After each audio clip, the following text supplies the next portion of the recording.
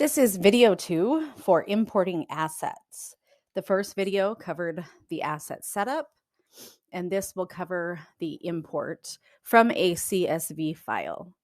There are three ways to load assets into the program. You can import via CSV, or you can add one at a time. Or if you have a barcode scanner, you can hook that up to the computer as the keyboard and load them that way. You can also barcode scan from the app. So what we're going to cover today is importing from a CSV file and then how to add one asset at a time. Typically that takes place after you've done your big import and you have additional items that you have purchased. So I'm logged in as the admin user here, and we will need to click on Assets and then Import Assets. I'm going to go ahead and choose the file that I have created, or that you could have exported from another program. The first question is the first line of row labels. In my CSV file it is, which is very helpful, and you'll see when we go ahead and load the file how that's helpful. Creating a new location. If you want a new location created, you can check that. Or if you want a new group created, you can check that as well. But typically they are already established, so you won't need to worry about that. And then you go ahead and click Load File. Now what this is going to do is it's going to show me all of the headings in my CSV file that I have created. Now, I matched it up to exactly what was already in the system, but let's say right here it just says number. I'm going to then click the down arrow and match it up to the fields in the help desk software that I want that field to populate. So again, I did mine exactly the same, which I would highly recommend doing. It just makes it a little bit easier on this part. So I would select asset number and then the name. And I would go ahead and do this on all of the headings that are in my file. And as soon as I do that, then I can go ahead and load the assets in. Now, this particular file I have already imported into this instance, so I'm not going to click Import Assets, but I will show you what it looks like. So when I click on List Assets, I'm now going to see everything that was imported in. There are numerous pages here. It looks like there's 5, but I can go ahead and switch how many I'm viewing at one time. I can also do a search for an asset by typing in a name, anything that would make it different from another one, and that is also saved on each asset. So what I'll do now is show you how to add one manually. On the upper right-hand corner, there is an option that says Add Asset. So I will go ahead and click that. Now, when you're adding an asset, whether it be from an import or adding one manually, there is only 4 required fields. So I could essentially just fill out these 4 fields and not worry about anything else. So I'll just make up a number here. Go ahead and name it. We'll call it a Chromebook because I don't think there is any in here.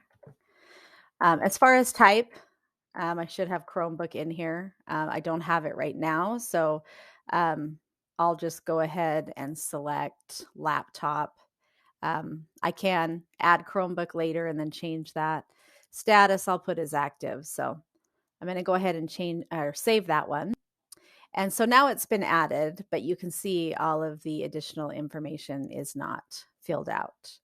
So I wanted to show you on one that has been added so that you can see one with a little bit more detail. So we'll just look at this top one here. I'll go ahead and edit this.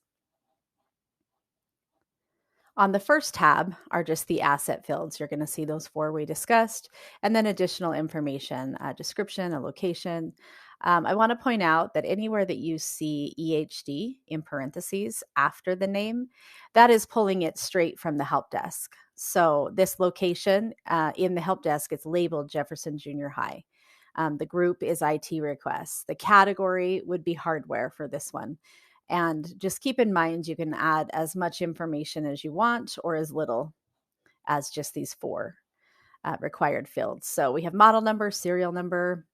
If I go to the accounting info tab, I can store data like the purchase order number, which account it came out of, but I can also store the information if I'm leasing that particular asset. I can store warranty information, what the cost would be to replace it. If I click on the network tab, this is where it's storing all of the information that is unique to that asset, the MAC address, the IP address. Under associated tickets, this is where you will see any tickets associated with that particular asset. And I will show you how to add an asset to a ticket. So when tickets come in to the help desk, you can go ahead and attach the asset, and then you can always view the asset to see any of its history, anything that has gone wrong, anything that's been replaced. All of that information would be here under the associated tickets. Software licenses, you can go ahead and add in software licenses for certain assets if you would like to. Remote management, if there is a host name and a VNC port entered, then once you attach that asset to a ticket, then you can remote in to that asset. Asset audit, this is just going to show you everything that's happened on that particular asset. If you add something, if you change a field, and it's going to show you when it was done and who it was done by over here. This is just an audit screen. You cannot edit it. It's just for you to see. It's particularly helpful if you are having people turn in laptops or Chromebooks or phones or whatever it may be, and then you assign it to somebody else. Then you can see, who owns it now versus who owned it before. Now, in the first video, we talked about custom tabs and custom fields, and these 4 are custom tabs. So if I click on data sets, I've got all of these custom fields here that I would like to store information on. We do have this general info, the type, and services. So just keep in mind, this is what it would look like if you added additional tabs as well as custom fields that we currently are not asking for when you just load the information.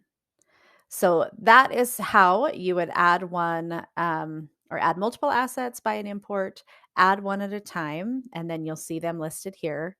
Now, to show you how to add one to a ticket, I'm going to go ahead and log in as a technician. So if I'm a tech, I'm working the ticket. Let me go ahead and open up one of the tickets here. So on the right-hand side, under the ticket info area, there is an asset field. Now this one already has an asset attached to it, but we'll go ahead and change it. So it would be blank, and you're just going to go ahead and click on the search. Now it will give you some options as far as search parameters go. So if you are attaching locations to assets, then that could be helpful. If you're not, then I would not advise as to searching for that because you're not storing the data on the asset side. So I'm just going to clear this, and then I'm just going to click search, and this is going to pull up all of the assets that are currently in my system. So if this is the one that we want to attach, you just go ahead and click the plus sign, and then you can see that it's been added. So now that this has been attached to the ticket, if I go and view that particular asset, I'm going to see this ticket and all of the data that goes along with it. If you have any questions or you need any help importing assets or best way to set it up, go ahead and contact customer service, or you can go ahead and contact support. They can help you with that as well. Thank you for watching this quick video.